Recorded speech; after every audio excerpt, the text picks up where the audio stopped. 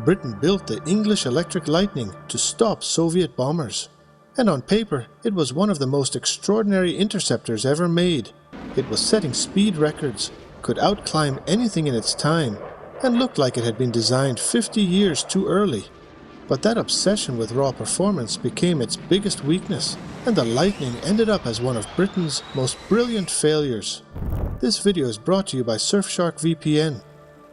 After the Second World War, jet aviation was developing at a terrifying pace, and Britain had a problem that the United States did not. The Americans were thousands of miles from the Soviet Union. Britain was not. Soviet long-range bombers could reach Britain. By August 1949, the USSR detonated its first atomic bomb in the deserts of Kazakhstan, and that fear of Soviet bombers intensified. The RAF's main priority was to protect the island, and in particular to protect the airfields on which Britain's own nuclear deterrent was based. The V-bombers, the Vickers Valiant, the Handley Page Victor, and the Avro Vulcan were either in development or about to be. If Soviet bombers could destroy them on the ground, the deterrent was worthless. What Britain needed was an interceptor, well-equipped, well-armed, and fast. The military wanted at least Mach 1.5, about 1,600 kilometers per hour. Not bad, considering that fighters of the late 1940s were still subsonic. And the Soviets were not standing still.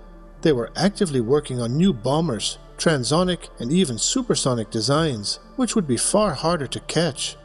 The program went to English Electric, and the design they came up with was so radical that the Royal Aircraft Establishment refused to believe parts of it would work. The biggest fight was over the tail. English Electric wanted to combine a very highly swept wing, around 60 degrees, with a tailplane mounted low at the bottom of the fin rather than the top.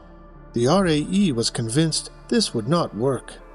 At high sweep angles, the airflow coming off the wing creates severe downwash, and a tailplane in the wrong position loses pitch authority right when you need it most, blasting through the transonic region, where shockwaves and disturbed flow can make an aircraft uncontrollable. English Electric argued the low position was the fix, not the problem.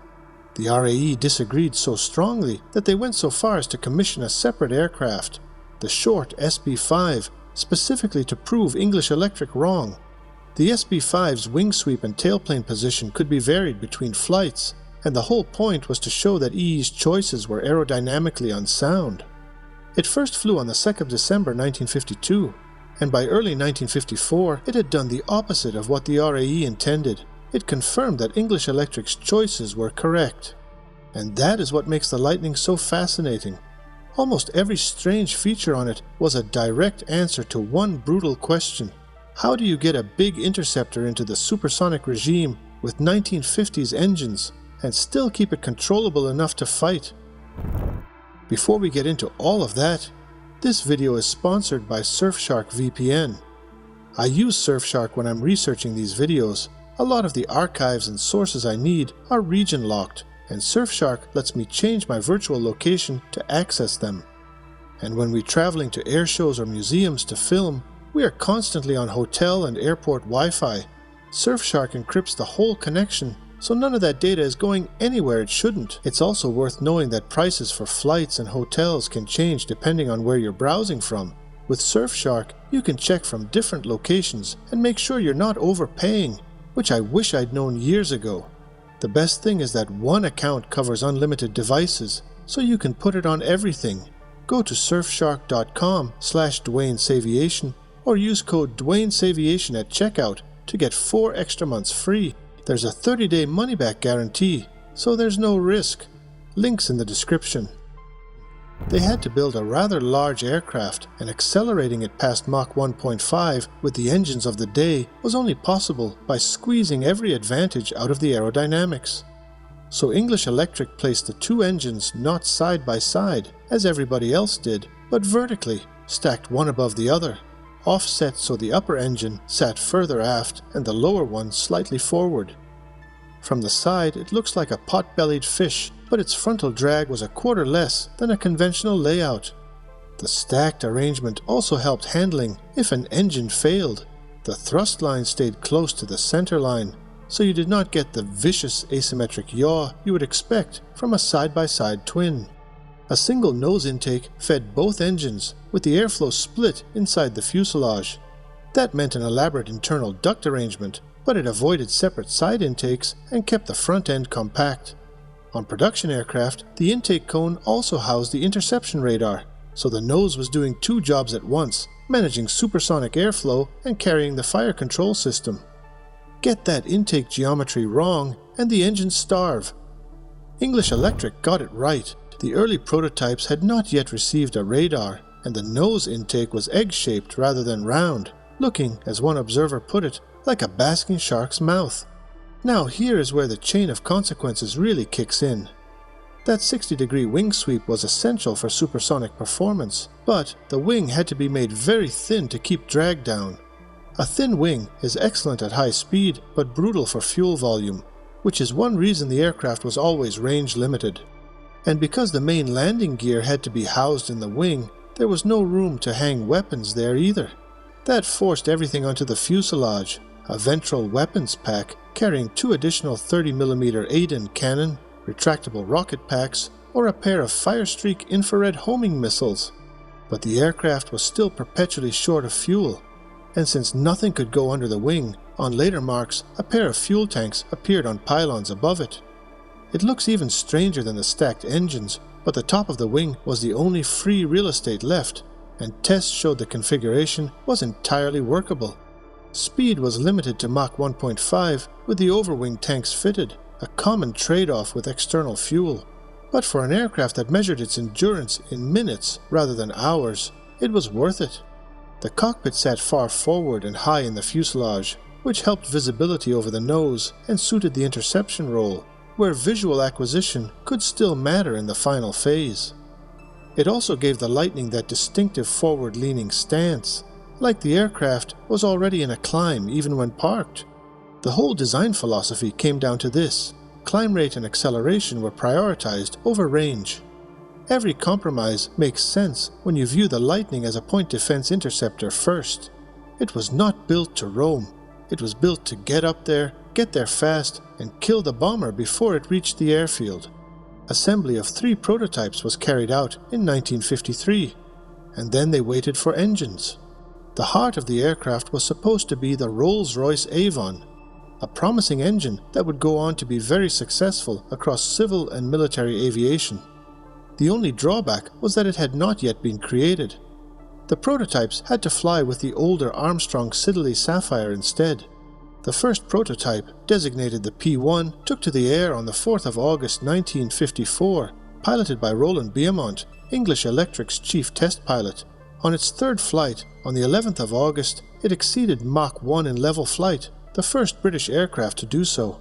The problem of insufficient fuel emerged immediately and was partially solved on the 2nd prototype, which received a bulged belly tank, but it was a compromise that would haunt the aircraft for its entire career. By now, English Electric was working on a production variant, the P-1B. This had a ventral fuel tank, Ferranti AI-23 radar, raised cockpit, and the long-awaited Avon engines. It was, in truth, a very different aircraft. New dimensions, new weight class, hugely redesigned. It measured 16.8 meters in length, with a wingspan of 10.6 meters. Maximum takeoff weight over 20 tons, putting it in roughly the same class as the Eurofighter Typhoon. And here's where English Electric played a political masterstroke. They knew that if they presented the P-1B as an entirely new aircraft, the government might cancel it as too expensive. So they kept the modest-sounding designation, P-1B, making it sound like a minor update rather than the major redesign it actually was, rather like the Soviet Tu-22 and Tu-22M, which share only the name. That decision may very well have saved the program. In 1957, the Defence White Paper landed like a bomb across the British aviation industry, cancelling almost every advanced aircraft project in development. The reasoning was that guided missiles would soon make manned fighters obsolete. Entire companies were devastated, but the P-1 was left alone, precisely because it looked, on paper, like it was almost finished rather than still in radical development. The first P-1B flew on the 4th of April 1957. During early trials, speeds above 1,000 miles per hour were being achieved daily, but the aircraft lacked the fuel capacity for the 2 measured runs needed to claim an official world speed record. The original requirement had not actually specified Mach 2, but English Electric could see it was achievable, and the American F-104 program was heading the same way. In November 1958, the Lightning attained Mach 2, and its performance at Mach 2 was much superior to the F-104. It was quieter, less vibration, and better controllability. The Lightning F-1 entered RAF service with the Air Fighting Development Squadron in May 1960 and reached frontline squadron service with 74 Squadron at Coltishall on the 11th of July 1960. It could do things no previous RAF fighter had done. Its multi-mode radar meant it could find and track a target in any weather, day or night, without relying on ground controllers to guide it all the way in. Once it had a lock, it could kill with a 30mm Aden cannon at close range, or a pair of de Havilland Firestreak missiles from further out, and the onboard automation tied the radar, the weapons, and the pilot's interface together into a single system. The Lightning pushed the RAF Interceptor further forward, but it did not arrive in an era of purely gun-armed fighters. The Gloucester Javelin was already an all-weather radar interceptor, and the Javelin FAW-9 had entered service in 1959 with Firestreak missiles. What the Lightning did was do it all at twice the speed in a fully integrated package. That shift influenced every British fighter design that followed. Pilots were delighted. They had no problems converting from lower performance aircraft like the Hunter, and they loved what the Lightning could do. Ground crew were a different story. The Lightning was a far more complex beast than anything they had maintained before, and RAF engineering support had not caught up. The stacked engine layout that had been so clever aerodynamically was a nightmare for maintainers. On a conventional twin-engine fighter, you could get at either engine without disturbing the other. On the Lightning, the upper engine could not come out until the lower one was out of the way, and pulling the upper one meant rigging a crane over the aircraft to lift it clear. Any leakage from the upper engine would drip onto the lower one, which could easily cause a fire. The Avon engines themselves had teething troubles. The fire warning system was unreliable, and false warnings plagued squadrons for months until both the engines and the warning system were sorted out. Then there were the canopy failures. The release mechanism failed repeatedly during flight testing, resulting in no fewer than 3 in-flight losses of the canopy. The pilots were lucky to survive. One canopy blew off at supersonic speed, making the pilot the fastest open cockpit pilot in the world. The press had some fun with this. Punch printed a cartoon showing the P-1 wrapped in rope with the caption, "Had a little trouble losing cockpit canopies, but I think we've mastered it." The two-seat trainers added their own problems. The first T-4 suffered a major fin failure in flight. The pilot ejected successfully, but landed in the Irish Sea, and his emergency beacon failed. Because Air-Sea Rescue only carried out high-level sorties looking for the beacon's signal, he was not found. He survived only because he reached shore himself. A day later, the heated arguments that followed led directly to the much-improved search and rescue operations the RAF uses today. A T-5 suffered a similar fin failure. This time, both crew were rescued quickly. The accidents resulted in strengthened fins across the fleet. Those initial bad impressions made a lasting impact on the air staff, who then advised the government not to allow further spending on Lightning development. The aircraft was also viewed by some as little more than a stopgap until surface-to-air missiles made manned fighters obsolete. The irony, of course, is that we are still waiting for that to happen. In later years, when training and support caught up, Lightning's serviceability improved dramatically. English Electric also designed new wings with a kinked and cambered leading edge that gave better subsonic handling and a little more fuel space, but official indifference meant they did not enter production until years later, a recurring theme in the Lightning's story. You can find many faults with the Lightning: short range, high cost, complex maintenance. In the early record-breaking flights, the engines burned fuel so quickly at maximum thrust that the aircraft could not reach maximum speed before the tanks ran dry. In supersonic combat configuration, the radius was only about 250 kilometers. A modest figure, but for the primary task of protecting airfields, it was supposed to be enough. But here is what you got in return for those downsides. from the runway to 36,000 feet in less than 3 minutes. Both engines, at their lowest practical power setting, could push the aircraft to 130 kilometers per hour on the ground. Pilots had to constantly ride the brakes, and many simply shut one engine down for taxiing. It could reach Mach 2 in level flight, and briefly touched Mach 2.27. And the Lightning was capable of sustained horizontal flight at Mach 1.2 without afterburner. An aircraft designed in the 1950s had supercruise, a feature we now associate with fifth-generation fighters. It was the first production aircraft with that capability. That surplus of power produced one of the best stories in Lightning history. In 1966, the need arose to conduct ground engine tests. The pilots were unavailable, so the engineers decided to handle it themselves. The commander of the technical service sat in the cockpit and worked normally until he accidentally engaged the afterburner. The aircraft accelerated violently and took off, with the canopy removed and the engineer sitting in the locked ejection seat. But there was no disaster. He knew how to fly light aircraft. His knowledge of the technical documentation helped him understand the controls, and the plane landed successfully. The only damage was to the Lightning's tail and the nerves of the military commission, which firmly emphasized that pilots really should be the ones conducting engine tests. Then there was altitude. In 1962, an international exercise tasked British aircraft with intercepting American U-2s flying at 65,000 feet. The Lightnings caught the Dragon Lady without difficulty. Lightning squadrons took that reputation and ran with it, challenging other aircraft to races to altitude. They famously beat an F-15 Eagle to 30,000 feet, and they did it in a somewhat stripped-down T-5, a two-seat trainer. Their comeuppance arrived when they challenged a Harrier squadron. While the Lightning was still making the long journey from hangar to runway, the Harrier pilot did a vertical takeoff and was at 10,000 feet before the Lightning had even begun its takeoff roll. Revenge of a sort came in 1972, when a Lightning shot down an unmanned Harrier that was heading straight for East Germany after its pilot had ejected. Nobody wanted to hand the Soviets the latest vertical takeoff technology. And unlike the speed-obsessed, single-minded jets of that era, it was perfectly controllable in all modes. Everyone who flew the Lightning adored it. Not just the British, who were obliged to by the flag, but other pilots too. Americans often compared it with the F-104 and the other Century Series jets, and admitted that the Lightning was good, in some respects better than their own machines. Despite its specialized nature, the newly formed British Aircraft Corporation, which had absorbed English Electric, tried to sell the Lightning abroad. Various proposals came and went.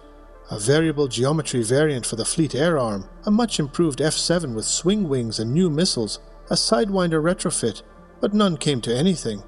The export story's most remarkable chapter is the one involving the British government itself. English Electric had tried hard to sell the Lightning to the Luftwaffe. After long and frustrating negotiations, they discovered that a British government representative had been secretly advising the Germans not to buy it. Whether this was budget politics, industrial rivalry, or something else entirely was never fully explained. The 1957 White Paper had already killed most export prospects by signaling that Britain itself considered manned fighters a dying breed. Why would a foreign customer buy an aircraft whose own government seemed to be abandoning the concept? Sales were still made, though, to the Middle East. Saudi Arabia bought around 40 aircraft. Kuwait bought 14. The Saudis loved the Lightning unreservedly, perhaps too much. Their pilots developed a habit of making low, fast passes over villages, with the result that many locals reportedly interpreted the sonic booms as a manifestation of Allah. The Saudi F-53s saw brief real combat in December 1969, flying ground attack sorties during a border conflict in South Yemen. By most accounts, they resolved the situation almost single-handedly. Kuwait was a different story. Poor servicing standards meant their Lightnings rarely flew.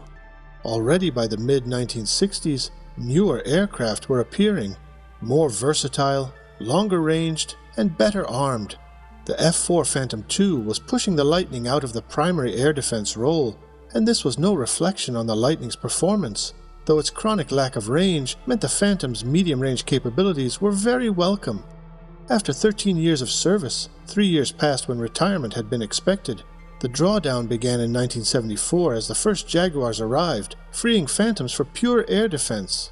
By early 1977, only 2 squadrons still operated Lightnings. Then the aircraft got an unexpected reprieve. The Tornado ADV was late in arriving, and the RAF realized it still needed its old interceptor.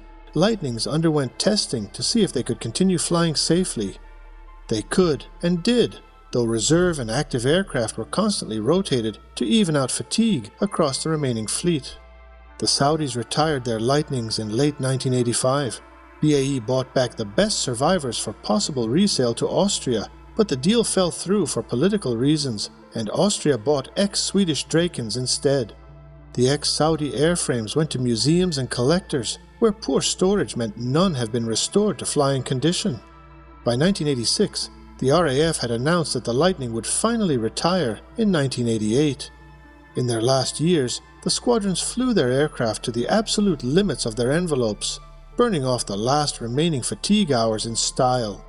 In June 1988, the last RAF Lightning took off for the final time. Service had lasted from 1960 to 1988, not bad for an aircraft planned for a service life of no more than 10 years. A total of 337 were built. Thanks to dedicated enthusiasts, a handful were kept in good enough condition to fly again, but they ended up in South Africa, far from home. In the UK, the Lightning's complexity and its safety record counted against it with the Civil Aviation Authority, and today there are no longer the spares or viable airframes for a return to British skies. A few are kept in taxiable condition, and dozens survive in museums and private collections. So that's it for today's video. Don't forget to like, subscribe, and ring that notification bell. It goes a long way for us.